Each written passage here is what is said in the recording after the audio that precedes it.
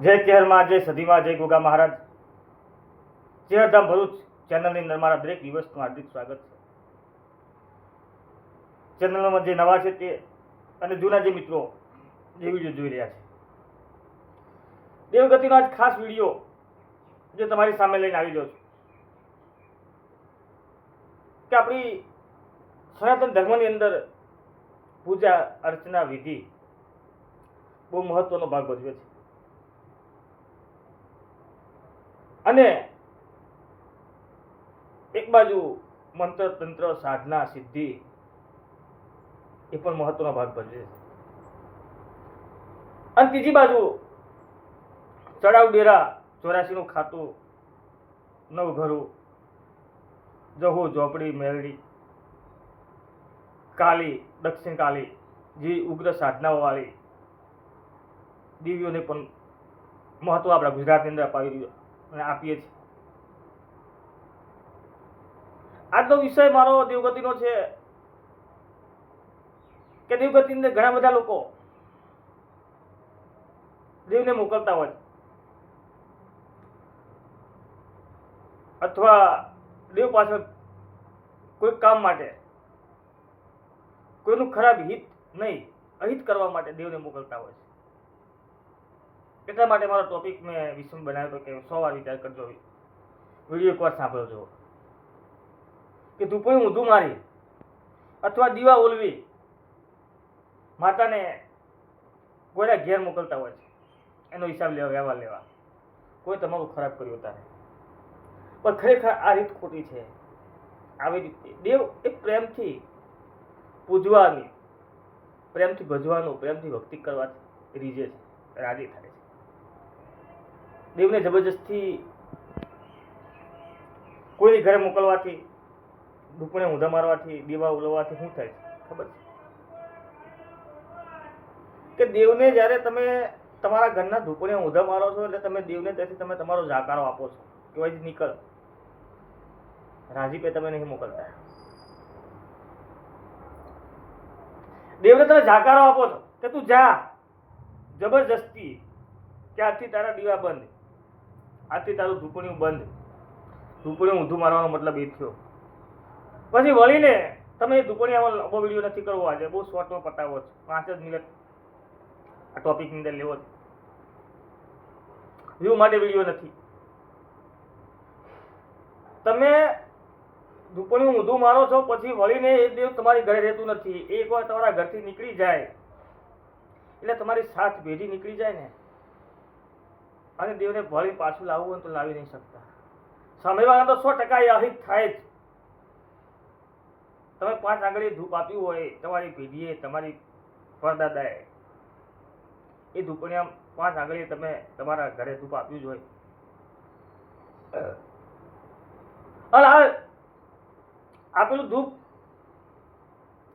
ભગવતી લીધું હોય એટલે એને જવું જ પડે. પણ જ્યારે જાય ને તે વળી પાછું નથી આવતું. સામે વાળાનું અહિત થઈ જાય, અહિત તો કરી નાખે, પણ એની ઘરે જ્યારે પુનાઈ જાગી જાય ને અને એ માનવા માંડે, એ એનો દીવો કરવા માંડે એટલે એ ઘરે એ વળતી થઈ જાય. 12 મહિના, 6 મહિના, વર્ષ, 5 વર્ષ, 25 વર્ષ એને નુકસાન આપતું હોય, પણ એની ઘરે પેઢીની પુનાઈ જબરી હોય, એની માતા જબરી હોય એટલે એ પેઢીએ કે વાંધો ના આવે, વખો ના આવે. હા, એકવાર 100% રખડી જાય, રોડ પર લાવી દે, ધૂપણી ઊંધું મારી અને મોકલેલું દેવ 100% ઊંધું થઈ જાય, સામેવાળાનું અવળું થઈ જાય. અરે હું તો કહું છું, મારો તો વિષય જ દેવગતિનો છે અને મારી દરેક વાતની અંદર એવું જ કહેવાનું કે દેવને કોઈ દિવસ મોકલવું જ નહીં. દેવને જેટલું તમે ના પાડો ને, કે તમે એને જેમ હથેળીમાં ચાળો છે એમ સાચવીને રાખો ને કે નામાં તારે નહીં જવાનું, અમે લડી લઈશું, નહીં બા, કાલ ભેગા બેસીશું, કાલ ભેગા ઉઠીશું. કદાચ કાલ તો આવવાની વાત થાય તો લોકો કેવી વાત કરશે? એટલે આપણે દેવથી બિયાઈ ડરી ચાલીએ તો જગતમાં કોઈ દિવસ 84નું ખાતું તમારી ઘરે બેઠું હોય કે નવઘરું હોય કે પછી કોઈ ચડાવ દેવ હોય સાહેબ તમારી ઘરે મજા કરાવે, કોઈ દાડો વખવાની વાત ના આવે. દેવગતિ દેવ બળવાન દુનિયાના કામ થતા હોય, તમારા ના થતાનું કારણ શું છે? તમે વાતે વાતે દેવને મોકલતા હો છો, વાતે વાતે દેવને ભણાવતા હો છો. એ દેવ કામ તો કરે છે. કેમ કરે છે? કંઈક તમારી બળવાની વચને બંધ હોય છે એટલે તમારું કામ થતું હોય છે તમારા કહેવાથી. બીજી વસ્તુ, આજનો વિષય છે, તમે તો ધૂપણી ઊંધું મારી અને કાલ મરી જશો, પણ આ વખો તમારા છોકરાઓને વીટાઈ જશે, આવનારી પેઢી વીટાઈ જશે, ગોત્યો જડશે નહીં કે માતા આપણી કઈ ખોવાઈ ગઈ. તમારી કુળદેવી હોય તો ભલે, ચડાવ દેવું હોય તો ભલે, બીજી કોઈ માતા હોય તો ભલે, કોઈ દેવ હોય તો ભલે, કઈ ખોવાઈ ગયું.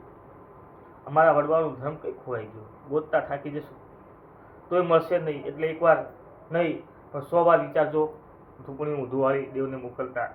અને ધૂપણી ઊંધું મારવાનો મતલબ એ થાય કે વળી અને તમારે દેવને પૂજવું નથી, તમારે એને રસ્તો બતાવવો છે કે જા તું જા, હવે પેલાની ઘરે જતી રહે જા, અને એનું અહિત કરી નાખ, કે મારે તારી કોઈ જરૂર નથી. ધૂપણી ઊંધું મારવાનો મતલબ એવો થાય છે. એટલે આવું કોઈ દિવસ કાર્ય કરશો નહીં દેવગતિની અંદર. માણસ ગમે ત્યારે ગમે તેટલું તમારું ખરાબ કરી જાય, એનો ન્યાય, એનું વળતર કુદરત તમારી માતાને ભણાવવું ના પડે, બીજે દાડે પહોંચી જાય, જવાબ મળી જ જાય, 110% મળી જાય. એમાં જરી આગા પાછું ના હોય. તમારે ભણાવવાની વાત જ ના આવે. ભણાવવું પડે તો દેવ ના કહેવાય. એટલે જે રીતે ચાલો એ રીતે ચાલ્યા કરવાનું. લયમાં તાલમાં કુદાડો આગા પાછું ના રહે. એવો વિષય પર વિડીયો બનાવવું. અને આવનારો નવો જે વિષય છે આપણો કે દેવગતિની અંદર પહેલા સામાન્ય ભુવા પદ્ધતિ અને પ્રસિદ્ધિ મળી ગયા પછી એટીટ્યુડ કેમ વધી જાય, શા માટે, એ વિષય પર ટૂંક સમયની અંદર વિડીયો આવી રહ્યો છે. જોવાનું ચૂકશો નહીં. જય ચેહરમાં, જય સદીમાં, જય ગોગા મહારાજ.